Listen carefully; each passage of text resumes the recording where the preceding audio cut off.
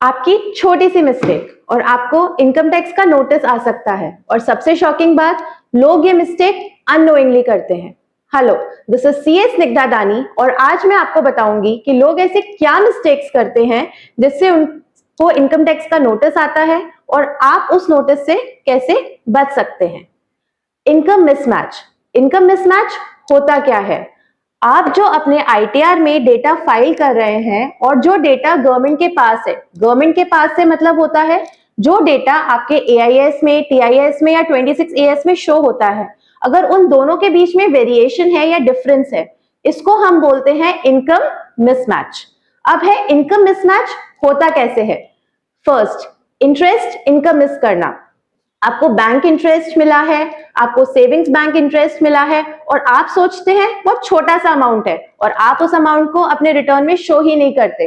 But bank सारे transaction की, चाहे वो छोटा ट्रांजैक्शन हो या बड़ा ट्रांजैक्शन हो, इसकी रिपोर्टिंग इनकम टैक्स डिपार्टमेंट में करता है और ये इंफॉर्मेशन गवर्नमेंट के पास होती है। सेकेंड, आपकी साइड इनकम इग्नोर करना।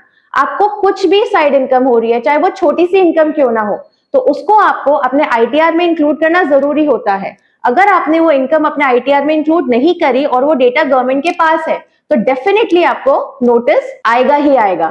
Third, high value transactions. आपने कोई भी क्रेडिट कार्ड के पेमेंट्स करे हैं या कोई भी आपका क्रेडिट कार्ड का बिल जनरेट हुआ है या आपने कोई बड़ा अमाउंट अपने बैंक में डिपॉजिट कराया है, इसकी भी डिटेल गवर्नमेंट के पास होती है। तो रिटर्न भरने से पहले आप ये जरूर देखें कि आपके कोई ऐसे ट्रांजैक्शंस तो नहीं है।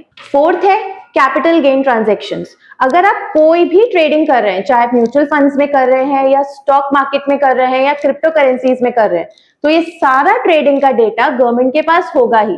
तो अगर आपको जो भी कैपिटल गेन हो रहा है इन इनकम से रिलेटेड, तो उसको आपको अपने आईटीआर में शो करना जरूरी है। और अगर उन दोनों में डिफरेंस है तो फिर आपको इसका नोटिस आ ही जाएगा। अब है कि सिस्टम कैसे डिटेक्ट करता है ये मिसमैच।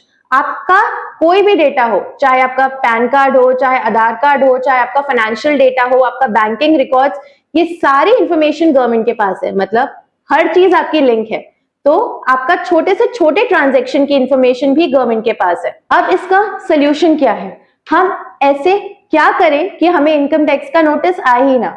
सबसे पहले अपना एआईएस थॉरली चेक करो, आपका 26एएस वेरीफाई करो। आपको कोई भी साइड इनकम है तो उसको अपने रिटर्न में जरूर इंक्लूड करो।